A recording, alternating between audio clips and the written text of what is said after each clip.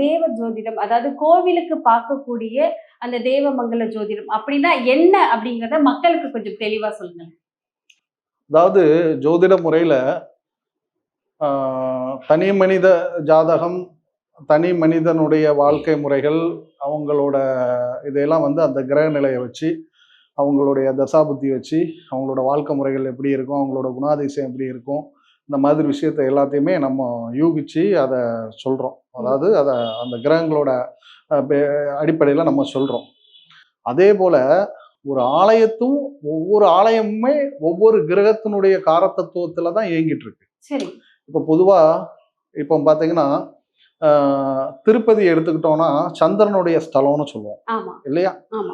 திருவண்ணாமலையை எடுத்துட்டோம்னா சூரியனோட ஸ்தலம்னு சொல்லுவோம். இப்போ அதே மாதிரி பார்த்தீங்கன்னா இப்போ திருச்சியில ஸ்ரீரங்கம் வந்து சுக்கிரனுடைய ஸ்தலம்னு சொல்லுவோம். இப்படி ஒவ்வொரு கிரகத்தோட அடிப்படையில ஒவ்வொரு கோயில் இயங்கிட்டு இருக்கு. அப்போ பரிகாரங்கன்னு சொல்லி அந்த ஆலயத்துக்கு போயிட்டு வர்றதே எதுக்குன்னா, அந்த கிரகங்களுடைய வேவ்ஸ் நமக்கு கிடைக்கணுங்கிற அடிப்படையில தான் அந்த கோயிலுக்கு நம்ம போயிட்டு வந்தோம்னா அதோட வேவ்ஸ் நமக்கு கிடைக்கும், அதோட அந்த கிரகத்தினுடைய பாதிப்புல இருந்து நம்ம குறைவோம் அப்படின்னு தான் அந்த பரிகாரங்கள்ங்கிற முறையே இருக்கு.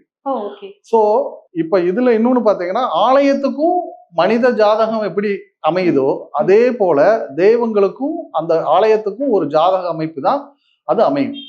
இந்த கடவுள் இந்த இடத்துலதான் இருக்கணும், இந்த இதுலதான் இருக்கணும் அப்படிங்கறதுல இருக்கு. இது எல்லாமே கிரகங்கள் முடிவு பண்றது, நம்ம முடிவு பண்றது இல்ல. இப்போ ஒவ்வொரு தெய்வங்களோட அம்சமும் அங்க இருக்கு அப்படின்னு சொன்னா அந்த கிரகங்களுடைய அமைப்பு அது பிரபஞ்ச சக்தியினால நடக்கக்கூடியதே தவிர மனித நாட்டு ஒரு இடத்த வந்து நிர்ணயம் பண்ணி ஒரு ஆலயத்தை வைக்கிறது இல்லை. அது ஆல்ரெடி அந்த இடத்துல வரணுங்கிறது விதி, அதுபடிதான் வரும். எல்லா இடத்துலயும் எல்லா ஆலயமும் வந்துடாது. அப்ப இதுக்கு முழு பொறுப்பு யாரு அப்படின்னு கேட்டீங்கன்னா கிரகங்களோட வேவ்ஸ் தான் அந்த இதை நம்ம சொல்றோம்.